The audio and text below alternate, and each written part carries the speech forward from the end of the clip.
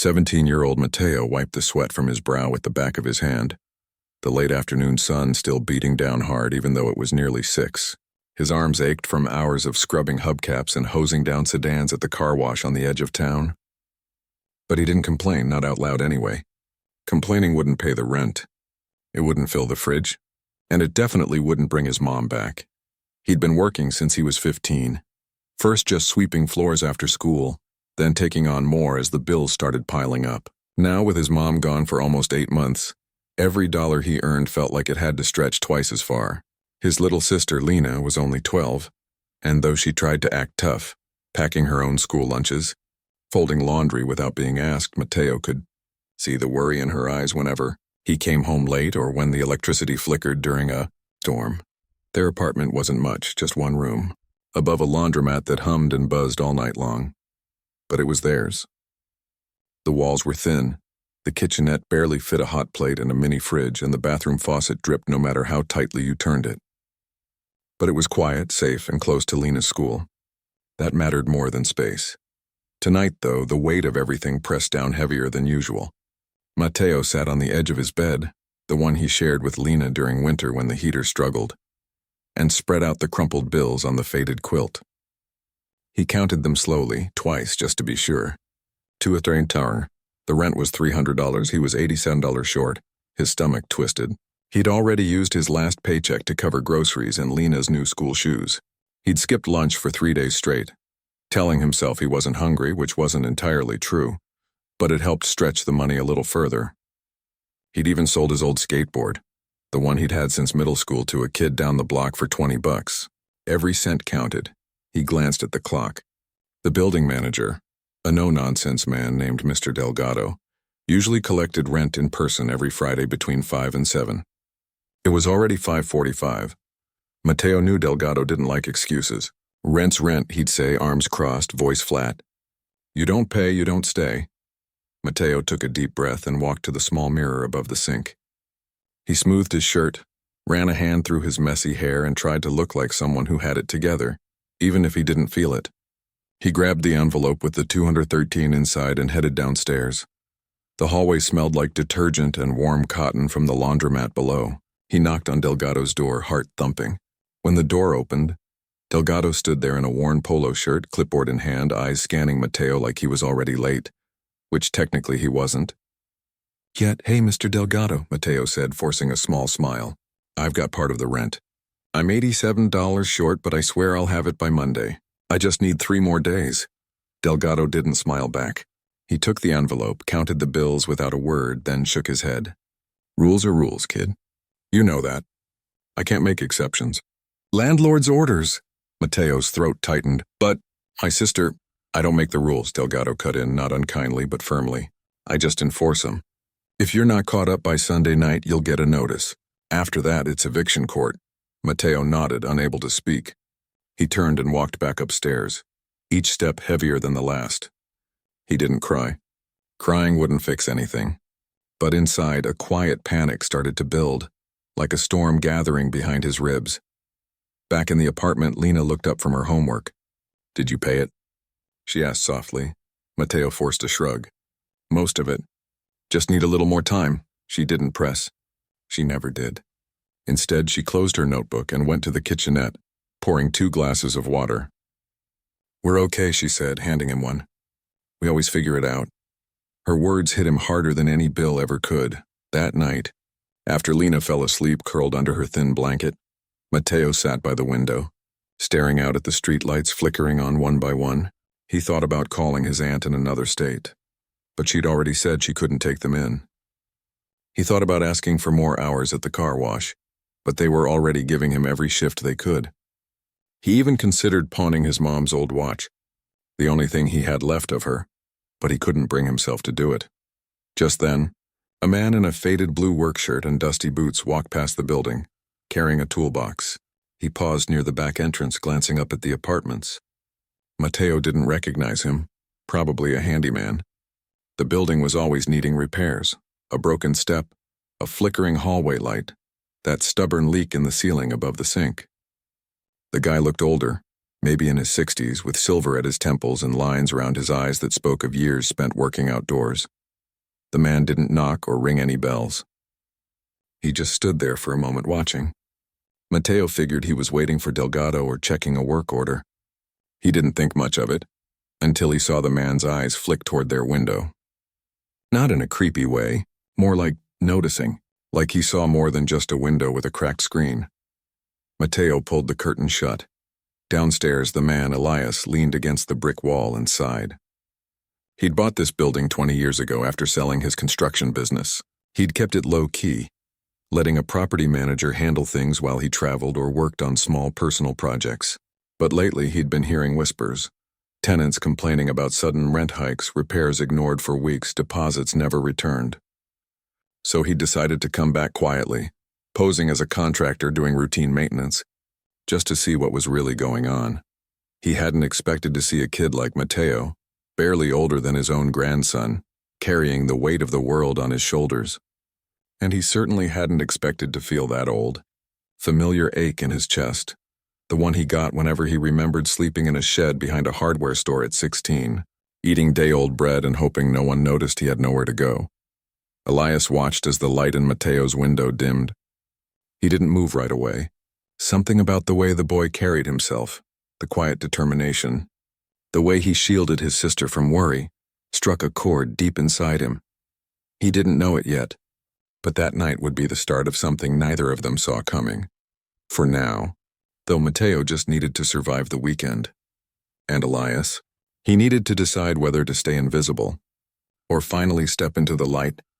Mateo woke before sunrise, the kind of early where the world still feels hushed and half asleep.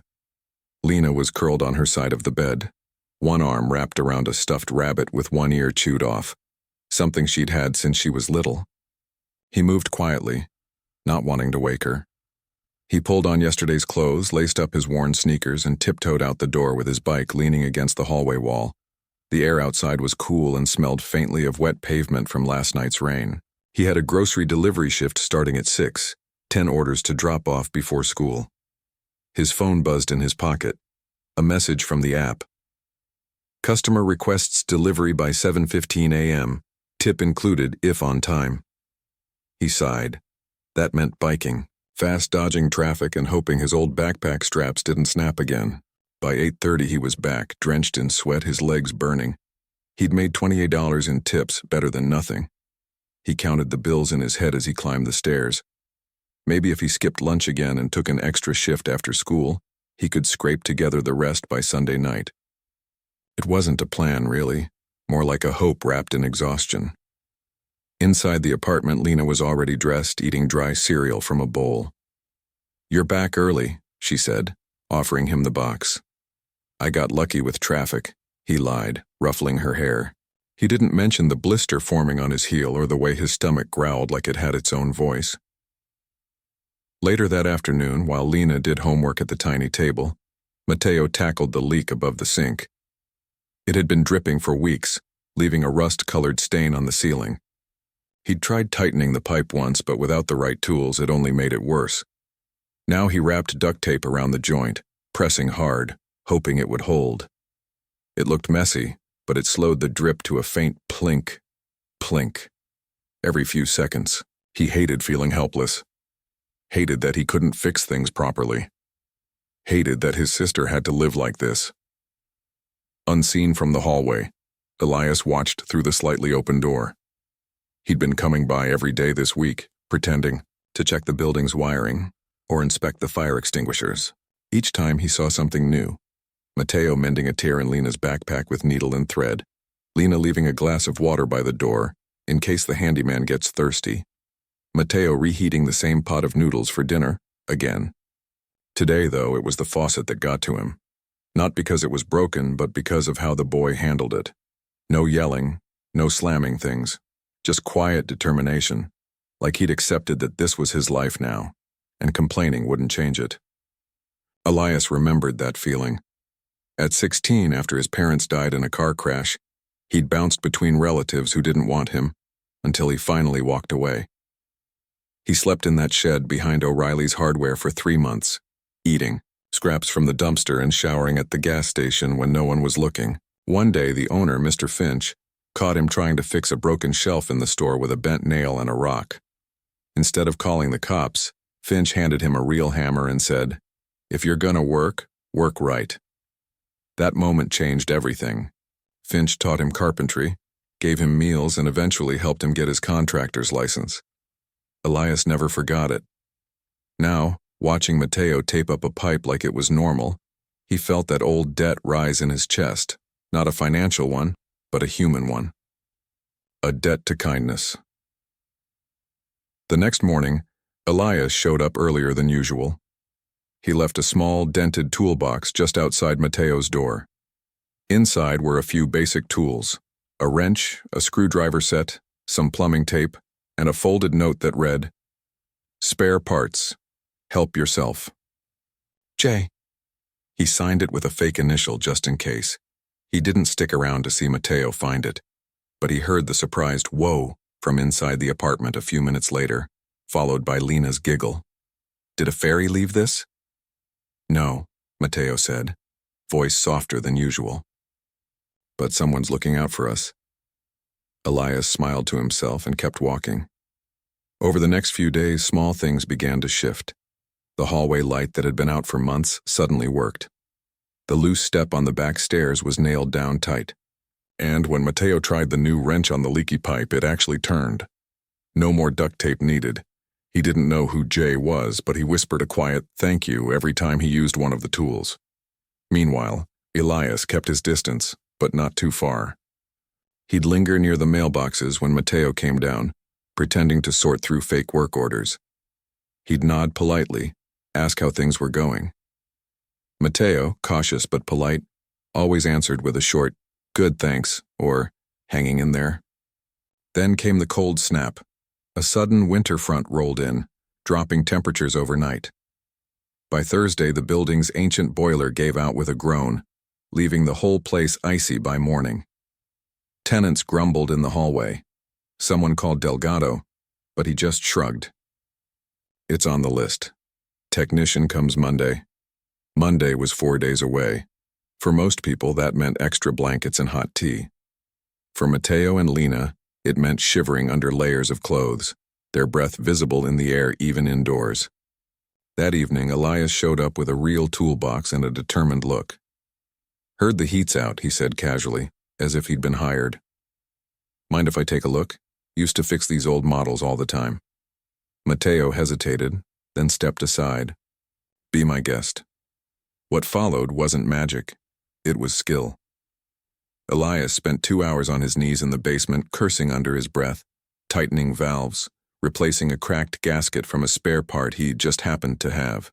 By 9 p.m., force of warm air began trickling through the vents. Lena, wrapped in a blanket, peeked out from the doorway. "Is it fixed?" "Good as new," Elias said, wiping grease off his hands.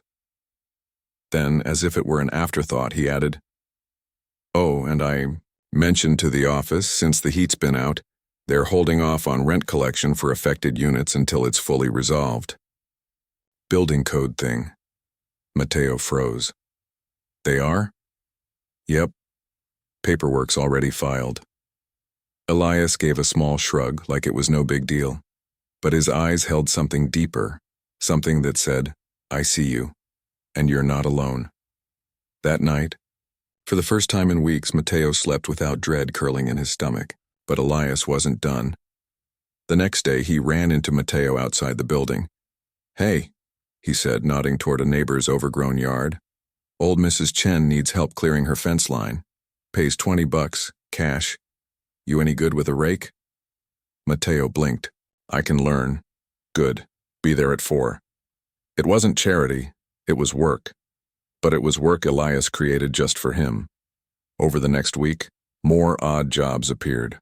Organizing a garage, painting a shed, helping move furniture for an elderly tenant. Each time Elias paid fairly, always in cash, always with a quiet word of advice. Measure twice, cut once, or always carry a pencil behind your ear. Mateo started standing a little taller. He bought real groceries, milk, eggs, even a small cake for Lena's birthday.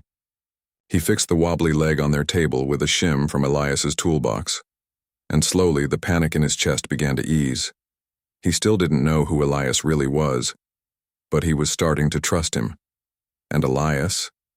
He was starting to remember why. He'd bought this building in the first place, not for profit, but for people. For moments like this. For kids like Mateo who just needed someone to believe they were worth the effort. The rent deadline came and went. No notice appeared on their door. No knock from Delgado. Just warmth, work, and the quiet hum of a life slowly stitching itself back together. But Elias knew the real test was coming, because sooner or later the truth would have to come out. And when it did, everything would change, again. Mateo started noticing things. Little things at first, like how the handyman always seemed to show up right when something needed fixing, or right when Mateo looked like he could use a break. Like how the jobs Elias offered never felt like handouts but like real work with real respect attached.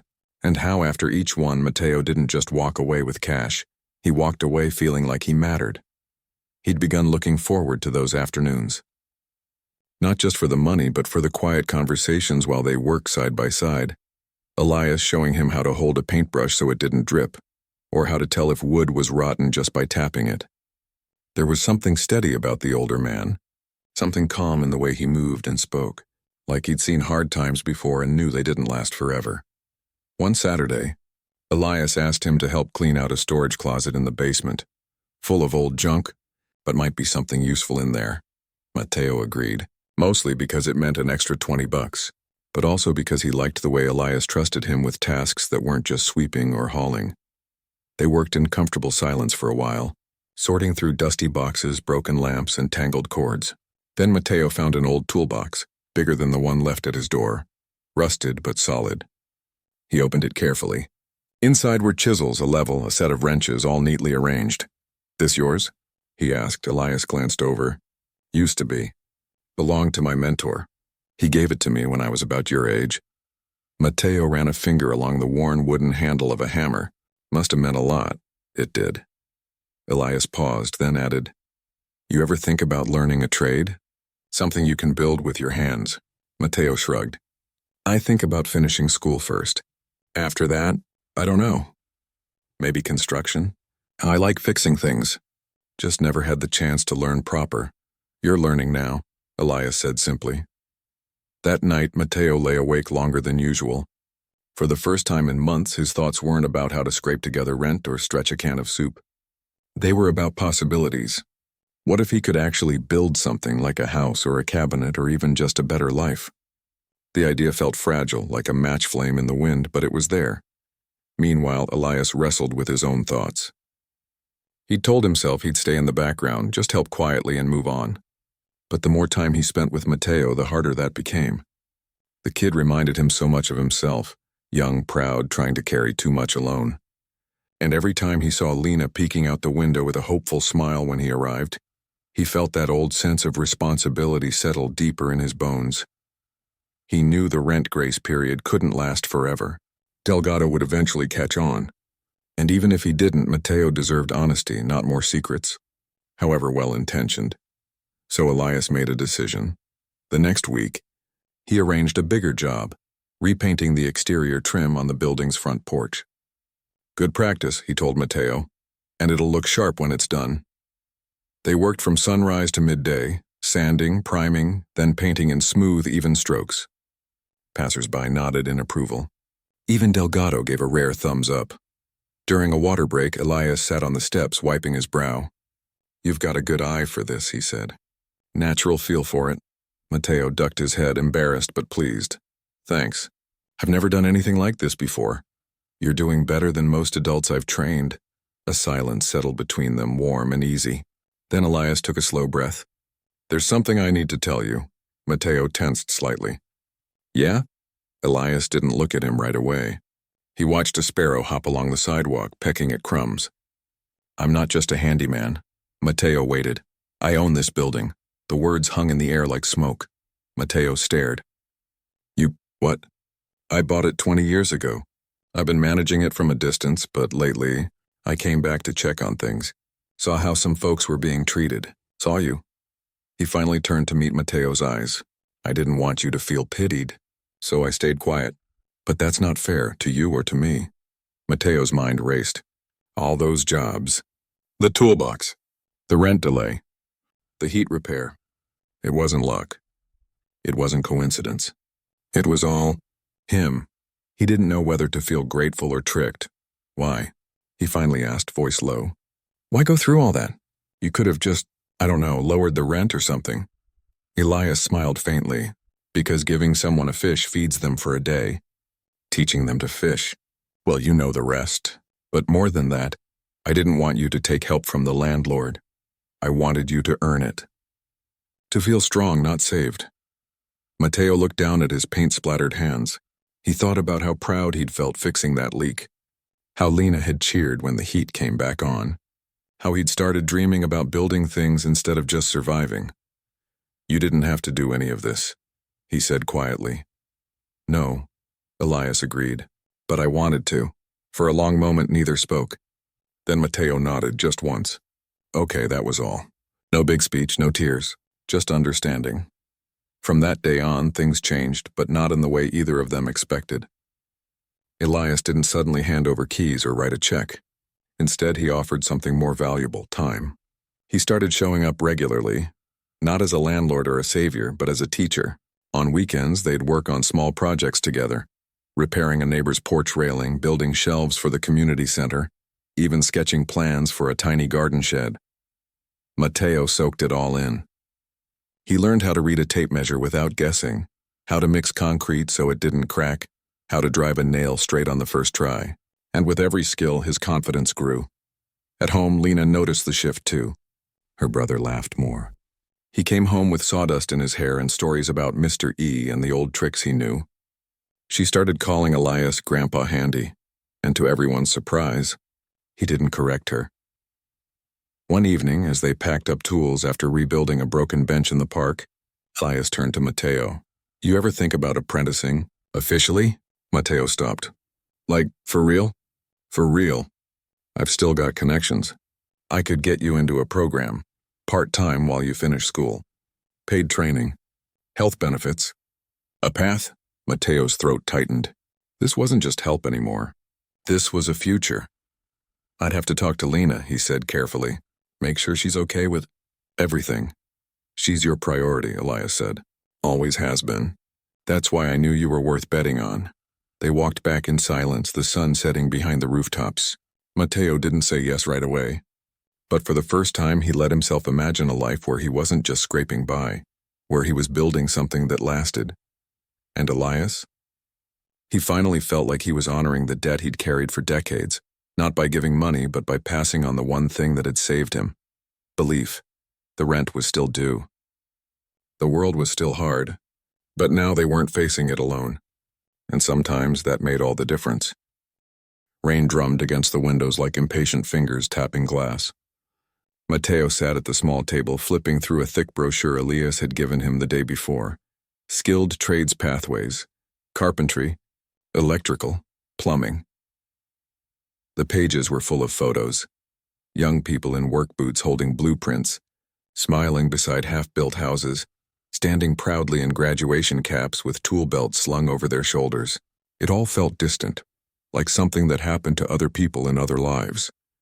But then he remembered the weight of a real hammer in his hand, the smell of fresh-cut wood, the quiet pride in Elias's voice when he said, "You've got a good eye for this." Maybe it wasn't so far off after all. Lena stirred on the couch, wrapped in a blanket. You gonna do it? She asked, voice soft but steady. Mateo looked up. I don't know. It's a lot. Schoolwork, you? I'm not a kid, she said, sitting up. I can help more. I'll cook. I'll clean. I'll even learn how to fix that wobbly drawer. She gave him a small, determined smile. You can't keep doing everything alone. He swallowed hard. She was right. He'd spent so long trying to protect her from the weight of their situation that he'd forgotten she was strong too. Maybe stronger than he was.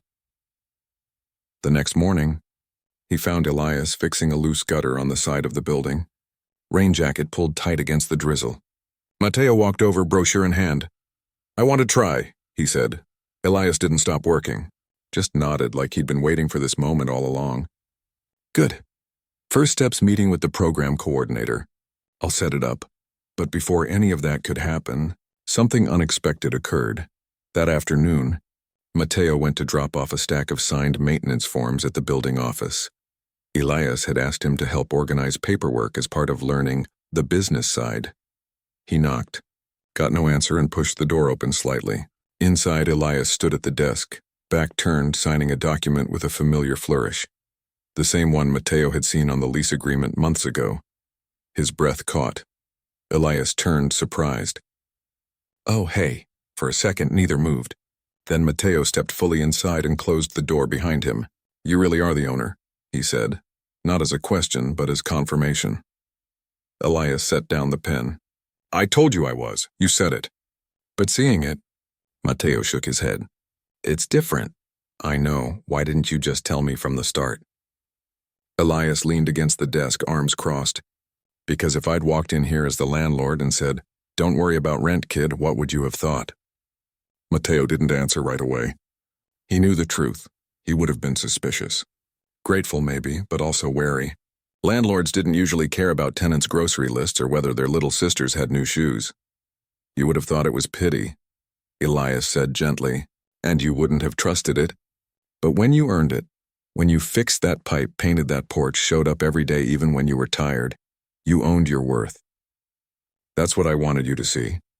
Mateo looked around the office, the framed building permits on the wall, the ledger book stacked neatly, the nameplate on the desk that read E. Varga, owner. It all clicked into place, so all those jobs, the toolbox, the heat repair, were real, Elias said firmly. The work was real. The pay was real. I just made sure the opportunity found you. Mateo exhaled, the last knot of doubt unraveling. He didn't feel tricked. He felt seen. Why me? He asked quietly. Elias's eyes softened. Because I was you once. No parents. No safety net. Just a kid trying to keep his head above water. Someone gave me a chance. Now it's my turn. There was no grand speech. No dramatic music, just two people in a rainy office, connected by something deeper than rent or repairs.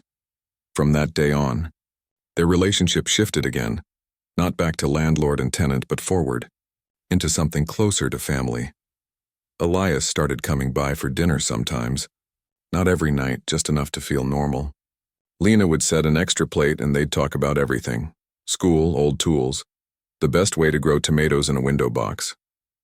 Elias told stories about building his first house, about mistakes he'd made, about the time he accidentally nailed his glove to a roof beam and had to climb back up to get it. Mateo laughed more than he had in years. Meanwhile, the apprenticeship process moved forward.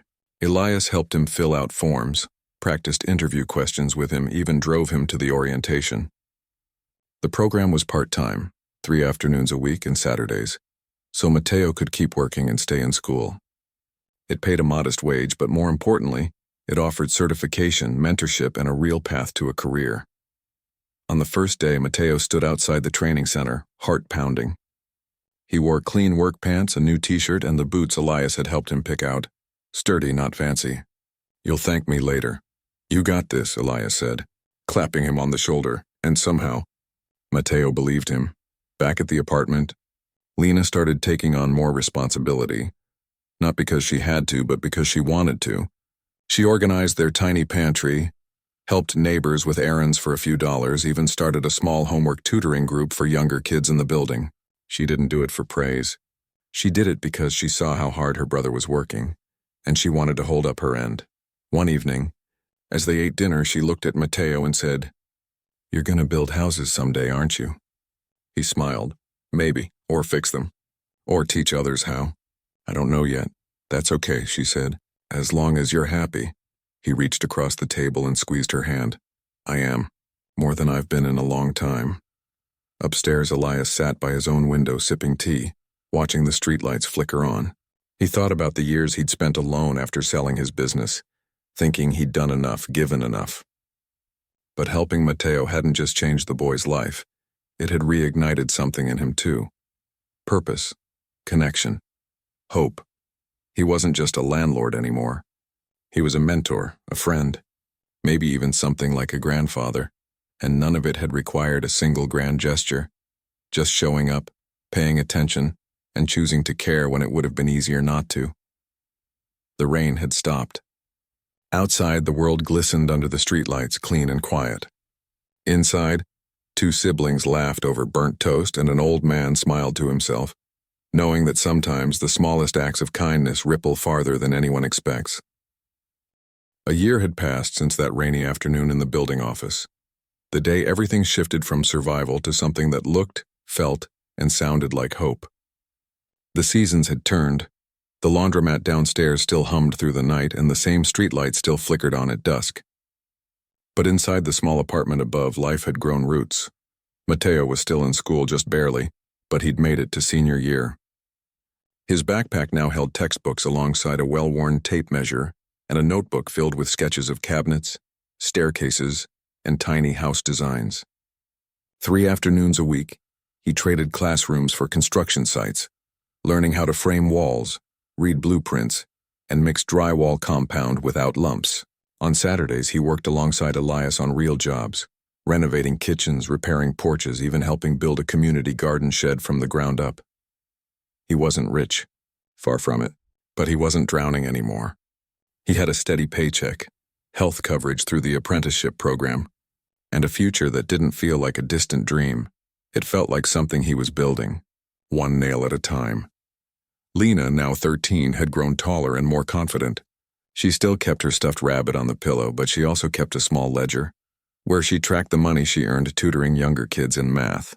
She'd even started a fix-it club at school, teaching classmates how to sew buttons, patch bike tires, and unclog drains with baking soda and vinegar, skills she'd picked up watching Mateo and Elias. Her teachers called her resourceful. Her friends called her the helper. She liked both. Downstairs, the building itself had changed too. Repairs happened faster. Hallways were cleaner. Tenants greeted each other in the laundry room like neighbors, not strangers. And every few months, a notice would go up on the bulletin board. Free workshop this Saturday. Basic home repairs. All welcome. Elias ran them himself, with Mateo assisting. Attendance grew each time, but the biggest change came quietly, without fanfare.